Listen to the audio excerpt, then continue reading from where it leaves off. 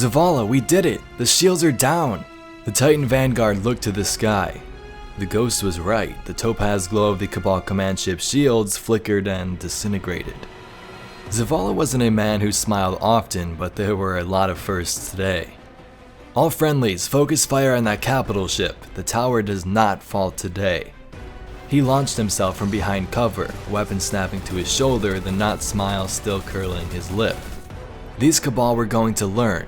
At that moment, something happened. It was like lava on his chest, shock, pain, anger, emptiness.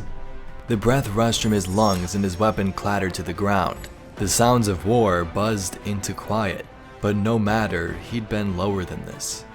And his fists of thunder were more dangerous than any rifle. He drew upon the light, and nothing.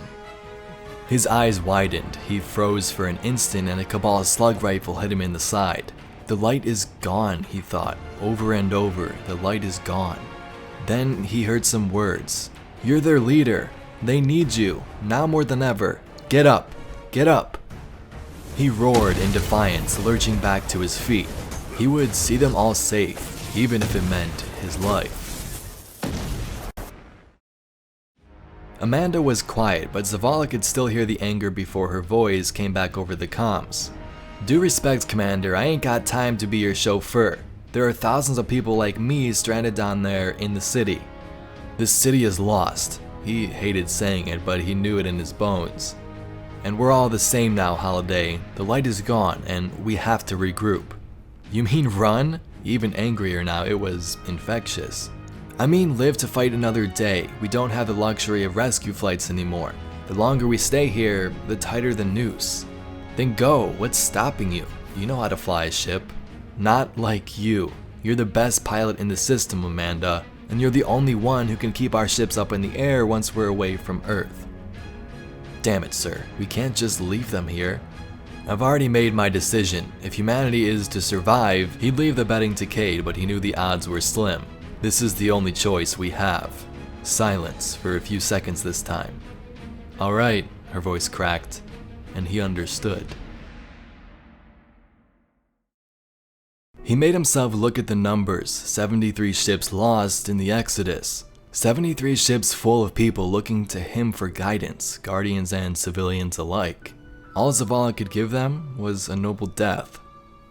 Almost none of the vessels had been outfitted with weapons, transports and supply skiffs barely holding together in Earth's atmosphere, trying to punch through a fortified Red Legion blockade. Pretty much like prey animals limping through a pack of lions. It was a massacre. The only reason the fleet made it past the moon was because the Red Legion focused so heavily on Earth.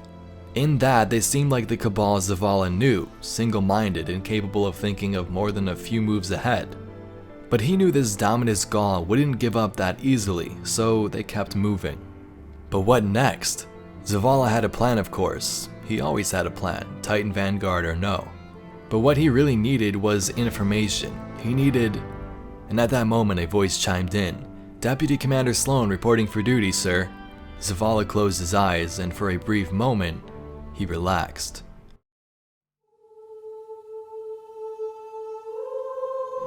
Guardians, the city is lost. If there is any light left in the system, we rally on Titan. Be brave. Zavala released the record button and looked to the two of them again. Sloan's face revealed nothing as usual. Amanda was faking an encouraging look. He sighed. You don't like that one either? Amanda looked at Sloan, then back to Zavala, clearly not sure what to say. It was Sloan who spoke. Sir, you want your message to inspire this new resistance. The language you use is... She was trapped between her usual loyalty and her usual bluntness. You make it sound like we've already lost, Amanda said, her hand hovering over the delete button. Zavala raised an eyebrow. She wasn't trapped by anything. Holiday's right, Commander. We're not burning the bulk of our fuel supply to get to Saturn and turtle up. You said it, we're going there to rally. People need something to rally to. He looked down at the recorder for a long moment. When he spoke, his eyes were still downcast.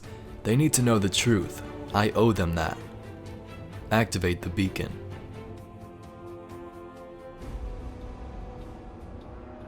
Confirmed, sir. Nearly 100% of the archaeology is infested, and we lost both teams. Zavala didn't turn to face Sloan, he just stared at the rise and fall of the methane oceans. But we know our enemy now, Commander. We may not have our light, but we have the advantage.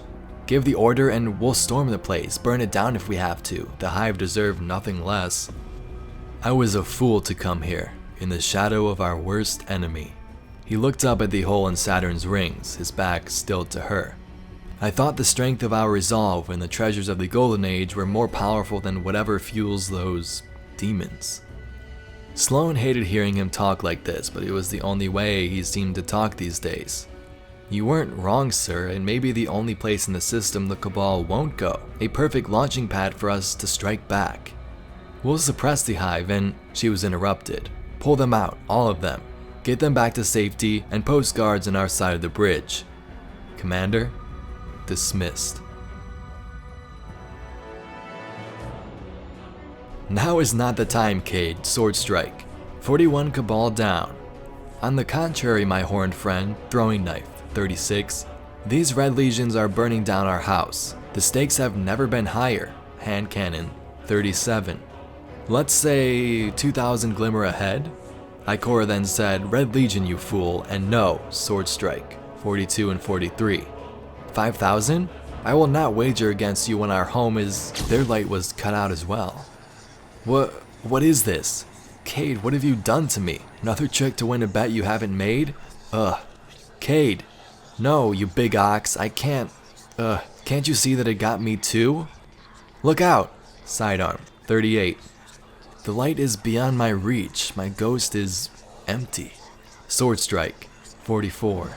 This means they need us. We should split up. Throwing knife. 39. I'll sweep the streets. You take the... How about 10,000? Sword strike. 45. These are the highest stakes. Sword strike. 46. You want to bet, Hunter? Let's bet. The only prize is our lives. For all time. Hand cannon. Firefly. 40, 41, 42. You're on. How many was that? I sort of stopped counting a while ago. Cade's whisper is loud enough to be heard by any Red Legion nearby, but he'd solved that problem with 3 flashes of his knife in the last 2 minutes. His ghost doesn't respond. Never mind. You know, this would go a lot faster if I can draw him out somehow. Use something for bait, something small.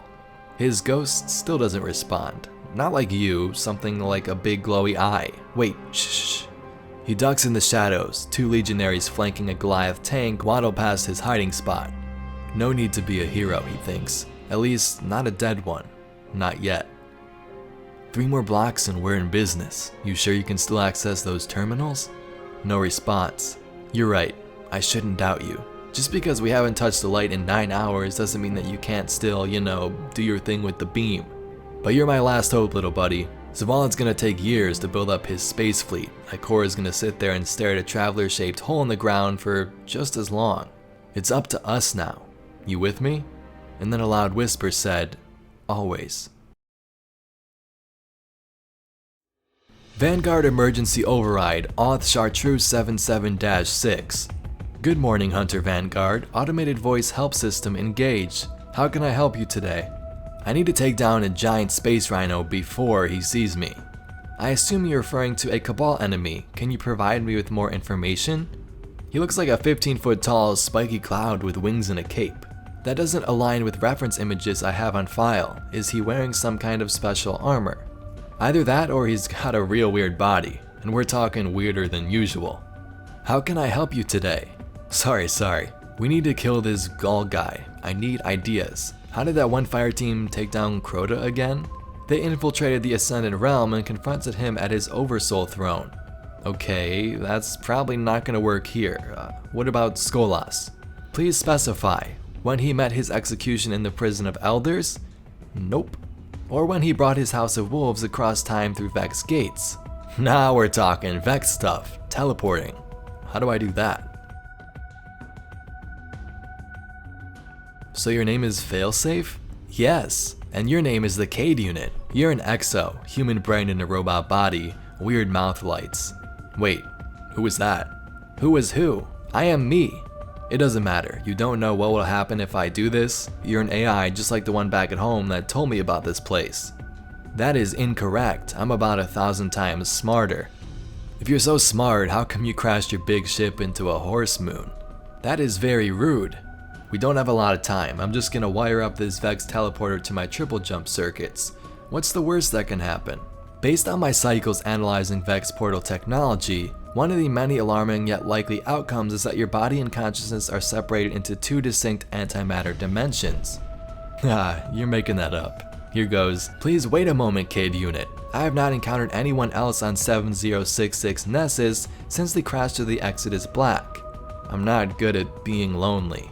If you are absorbed into a quasi-space pseudo-realm, sorry failsafe, gotta be brave here. So that's it for now, Ace. I don't think I'm gonna get out of this one.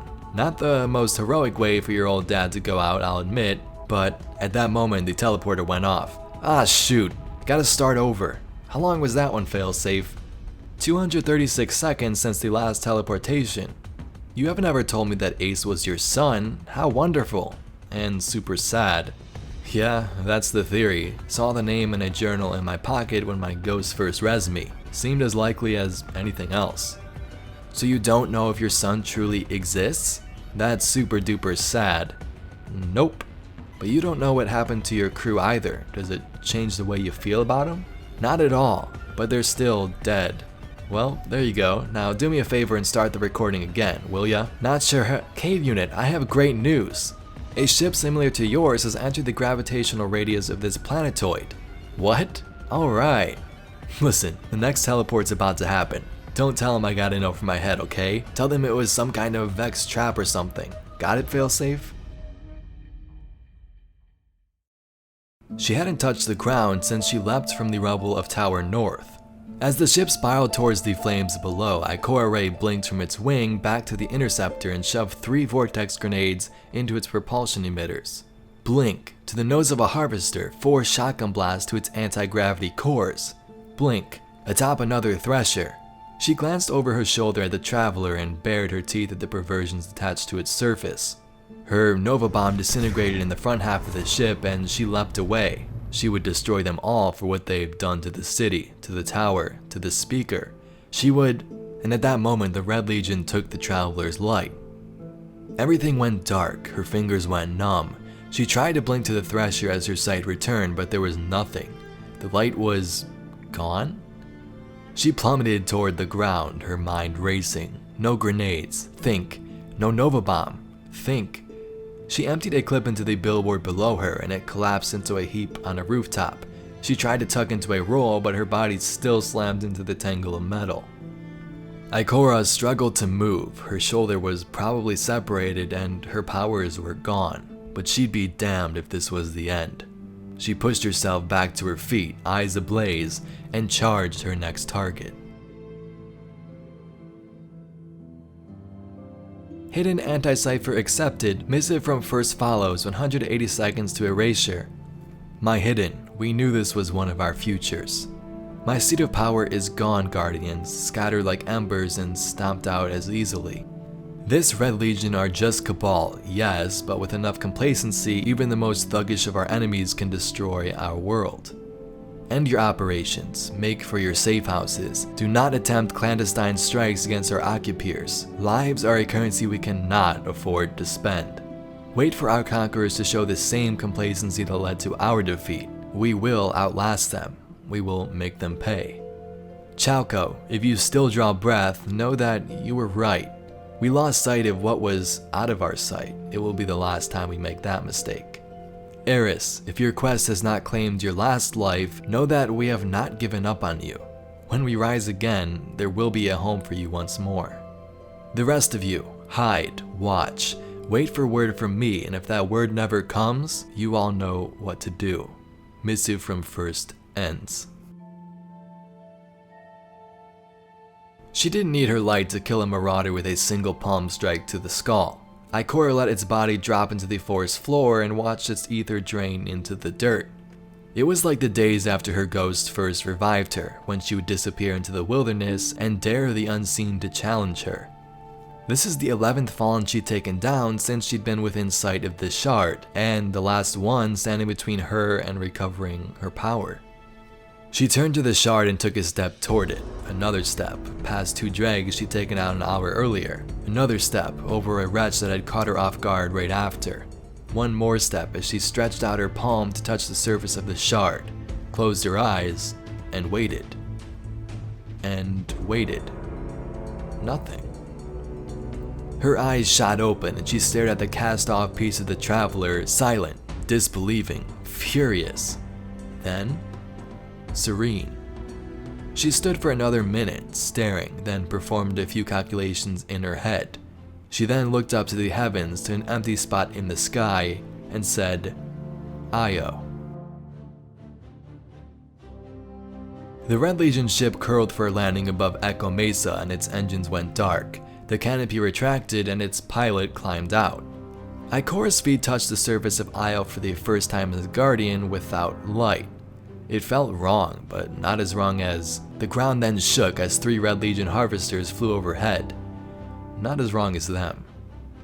This place, this holy place, this place more sacred to Guardians than any other in the system, now a thoroughfare for Cabal to tread upon without reverence, to tunnel through without regard, to be foul without a thought. Ikora's anger had bubbled to the surface often since this war had begun, but seeing the Red Legion here had her as persistently furious as any time she could remember. She checked her provisions and ammunition.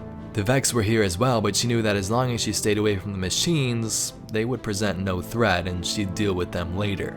For now, she had set out towards the Red Legion base she had flown past on her initial descent. It might cost her everything, but she would make them pay.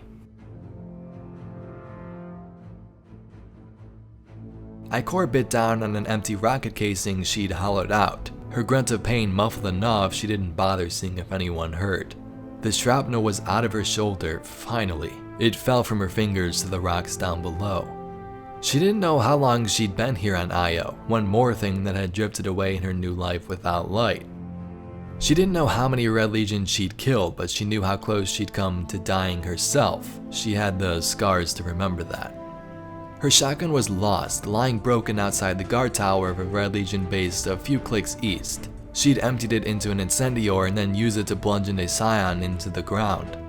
But the ships didn't stop flying overhead, the patrols didn't come any less frequent, nothing had changed, nothing except for her. Injured, exhausted, powerless, with nothing to show for her, what, heroism? No, she could admit that now. She closed her eyes just for a minute. When she awoke, she was looking at it, the last place the Traveler touched. She slowly got to her feet and walked to the cliff's edge and waited.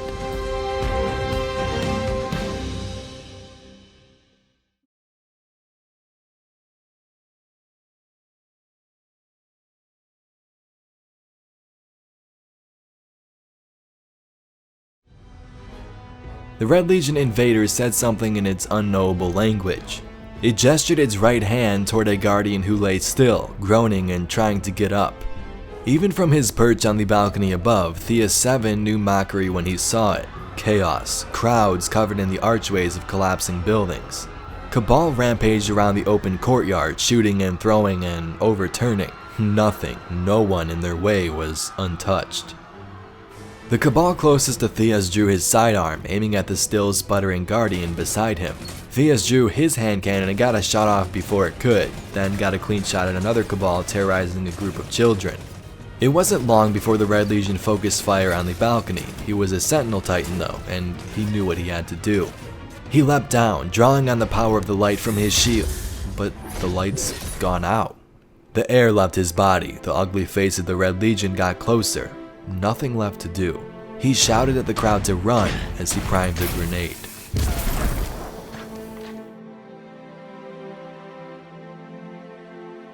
Beneath a tree, Estatel scanned the bridge above her as she hurried to fasten the wires at the end of the cable to her detonator. Looked good. Bare road on one end of the bridge, buildings in the way of the other, but everything looked clear from down in the ravine. The Cabal would be making a run in exactly 3 minutes. It was time to go. She watched the buildings above, listening, heard engine sounds. When she saw a vehicle come into view, she clicked the detonator. 10 seconds, but it wasn't Cabal. It was a medical vehicle moving fast onto the bridge. 5 seconds, all the blood drained from her face. She decided before she knew what she was doing. She shouldered her rifle, aimed for the junction of her wire and the explosives under the bridge, and then shot it out. The wire fell as the medical vehicle crossed. In the distance, she heard the Cabal coming. Finally. Shoot the explosives. Click. No more rounds. No time to think. Lyria Gramer shoved herself further into the nook underneath a cable support and looked down, waiting for Maddox 9 to make his way up. As he climbed using the fasteners she'd driven into the wall of the tower, he met her eyes and gave a thumbs up. 8 more stories and they'd be right below the speaker and the Cabal brutes who held him, just a little further. Gramer heard distant popping and saw puffs of smoke from below. Looking down, she saw Red Legion troops on the ground firing up at them. She looked to Maddox. He nodded. "Climb," she said, drawing her rifle. He reached for her to crack a joke. She knew that face, but the clang of metal on metal interrupted him. Maddox's head shot forward and it snapped back up. The red light of his eyes flickered to black. Gramer's rifle fell from her hands as she hauled his body up. They could still finish this together. Shots rang out from all around her. She snarled as one caught her in the side, and the Cabal were not letting up. Gramer activated her grenades and loaded them into Maddox's rocket launcher. Then, clutching the body of her oldest friend, she dove down. As they reached the enemy, the world exploded to black.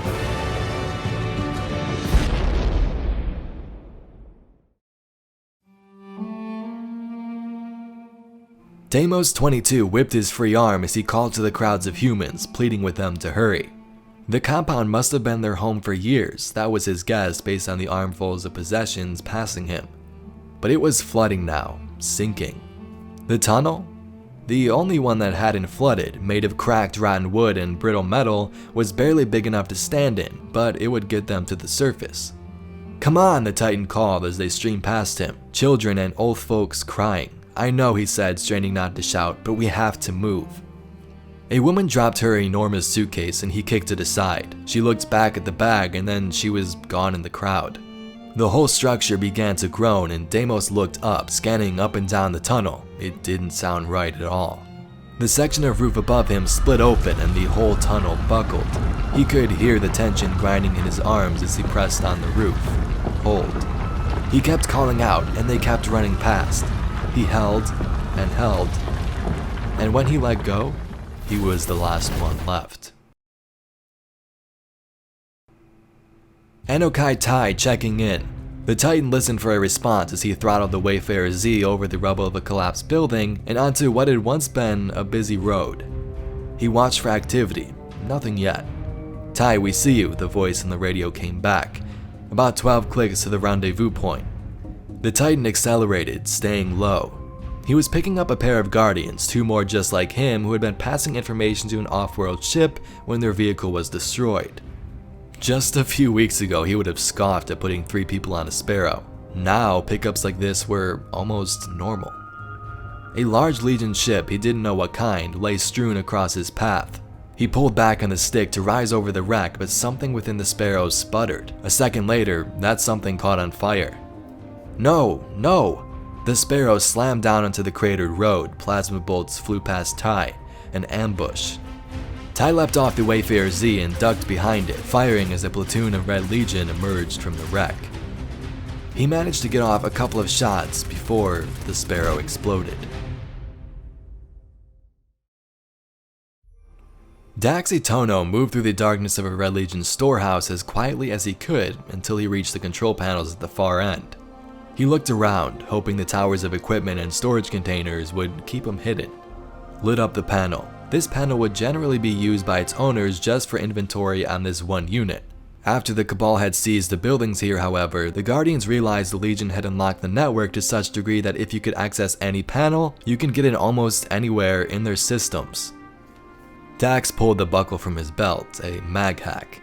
He let it click against the panel and it started to copy over information, tons of it. Suddenly, the lights came on. Dax cursed, turning around. Footsteps echoed from both entrances. No enemies were visible yet. He drew his weapon and retrieved the mag hack, flicked a switch on its smooth metal side. At least he'd get the Vanguard some of the data. 3 Cabal then rounded the corner, firing. Dax took aim to defend himself as information began blazing across the galaxy.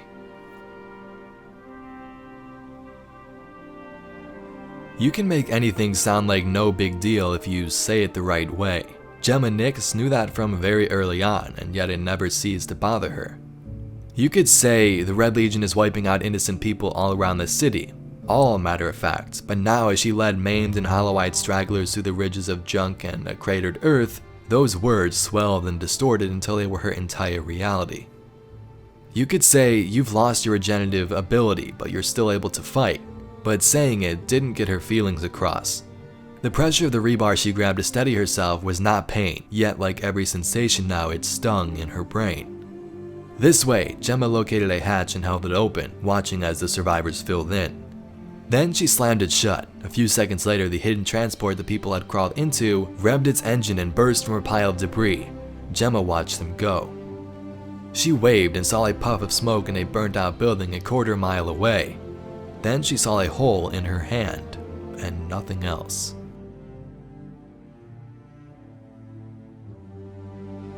He was floating just about 1 meter off a comm satellite. I know, cause I was talking to him. Not in person, I was manning about 30 weather drones, so I had this array of camera views and readouts. I see him drifting there, drill in hand by an open panel. This was a Guardian with a capital G. I mean, it makes me laugh now. I was thinking, I've never seen that guy win 10 in a row in the Crucible, why is he fixing a satellite? He told me all casual that the comps had been acting up, and he was saving the regular maintenance crew a trip to orbit in the middle of this giant storm. I even asked myself at the time, wow, do Guardians do that? Anyway, I came to find out the second the sensors beyond the wall started going dark, he'd suspected sabotage, came straight to investigate, he didn't want to freak me out. He was one of the first that we lost during the invasion, the screen just filled with orange and white, and then gone. Do you know what it takes to keep moving when you're so afraid? So afraid? In the EDZ, we were starting to mount an organized defense. It was still Cabal territory.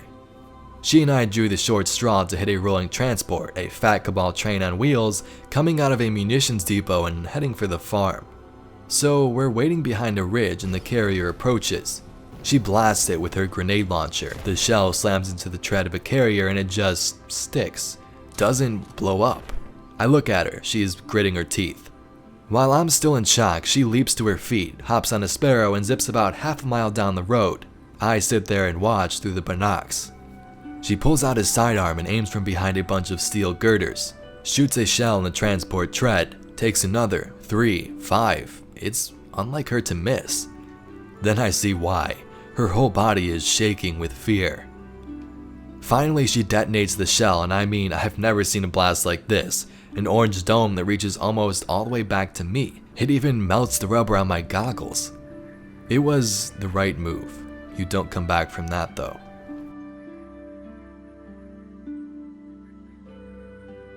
Before they took the Traveler away, we thought we were tough.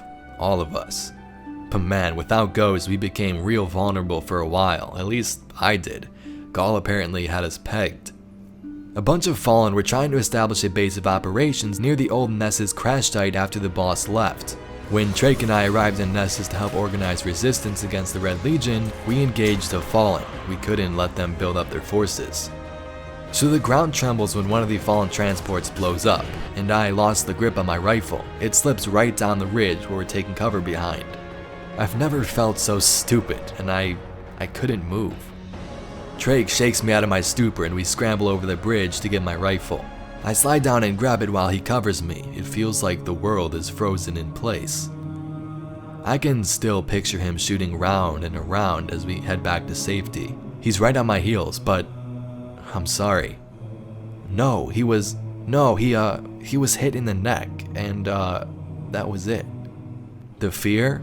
I can't describe it at all, but I remember it in my bones.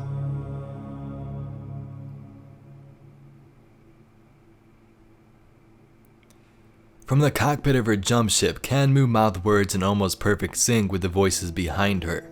She spent most of this assignment ferrying cryptarchs from planet to planet, and these scholars always had the same conversations over and over again. She pantomimed a deep belly laugh right on cue. Something was wrong this time though. That laugh didn't sound right. Looking behind her, she realized one of the cryptarchs was choking, probably on one of those hard candies they always seem to have. She freed herself from the cockpit and hurried back to them, finding the afflicted scholar doubled over and gasping. She positioned herself behind him and time slowed. As her arms wrapped around the form in front of her, she made a fist with one hand and grasped it with the other, trying to pull up into the abdomen. Don't break the ribs. Hands up higher. Pull faster. More force. Not that much force. Don't break the ribs. Don't. And then it was out. A hard candy, of course. Kanmu laughed, relief coming over her. Putting a reassuring hand in the recovering cryptarch's back, she turned back towards the front of the ship just in time to see an orange ball of energy soar into view from behind the horizon. It was heading straight for them. A sharp inhale as she rushed to the cockpit. They had to leave. There was still time, but there wasn't.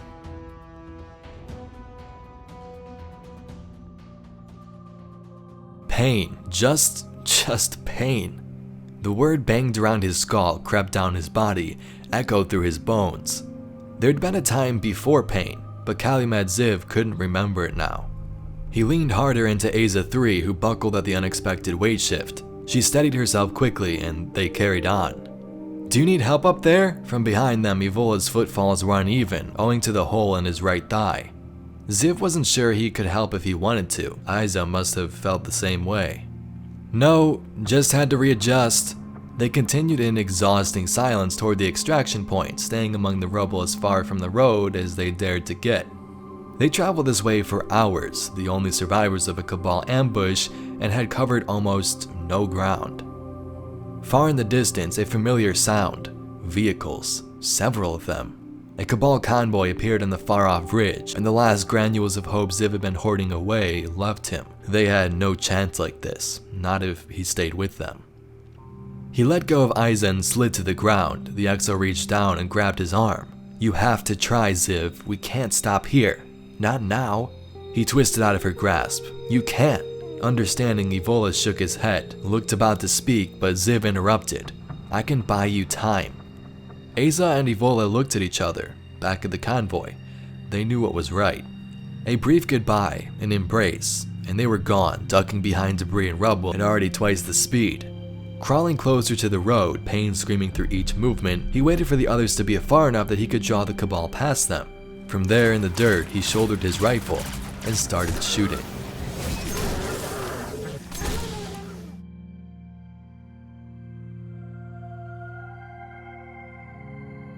Nevpath breathed, tried to find time within time. She was cut off from her exit, the path in front of her blocked by rubble from her own blast. She had taken out 3 Cabal. They'd fired on her non-stop for what felt like hours, but surely it was just minutes. And now there was one left, wounded, still behind her. She figured she could just leave it, but she was wrong. From behind her came sounds of the lumbering beast.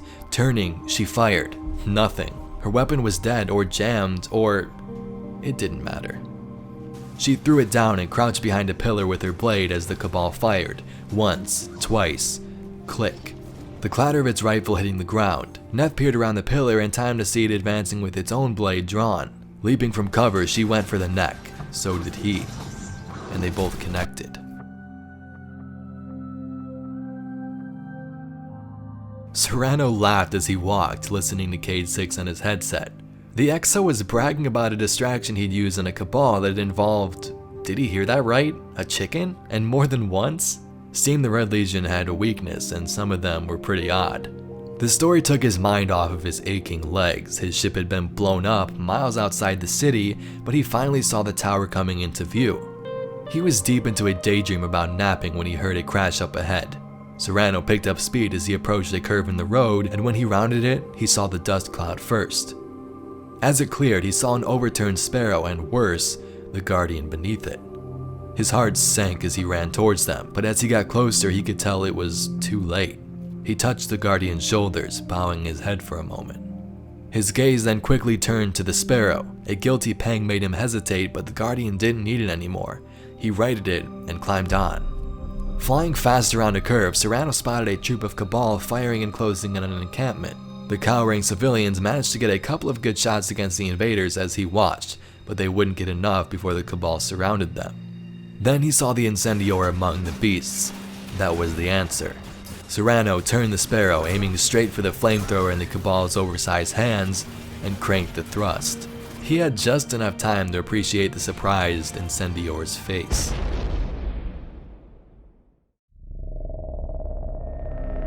It wasn't fair. Marlanx 3 hated to think in those terms, but that was the truth.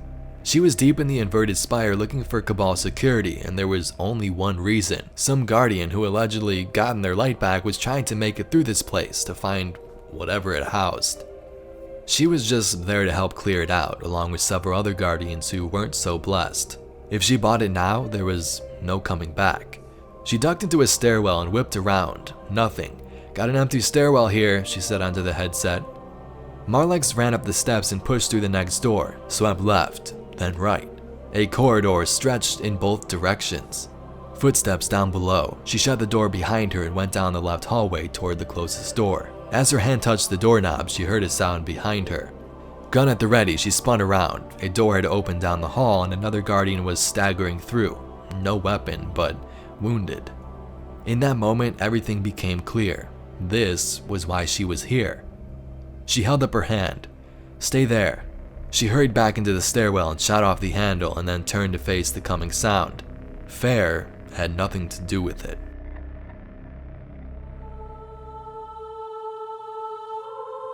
The silence from the radio was deafening, uncomfortable. Ghost outlined a figure 8 in the air. "Why don't we do an after-action report? The radios will come back on, I'm sure of it." Ghost cleared his throat. "Report Alpha 6-4 Blue Phi. Visual inspection and scans at Mount Essia confirmed the debris came from the reef." He paused. "We attempted communication with awoken allies, signals to the Queen's Wrath, the Trials Beacon, and even intel source Green Raven went unanswered." He sighed. That likely attracted the enemy attention that followed. "For the record, I'll take the blame. Trying to call Petra was my idea." The site was under observation by the remnants of the House of Winter. Unlike many of the Fallen we've seen lately, they bore the crest and colors from the original Lixni factions. They were starving and desperate, but none of them tried to flee. Ghost let the words hang in the air for a moment, returning to the tower for a debrief.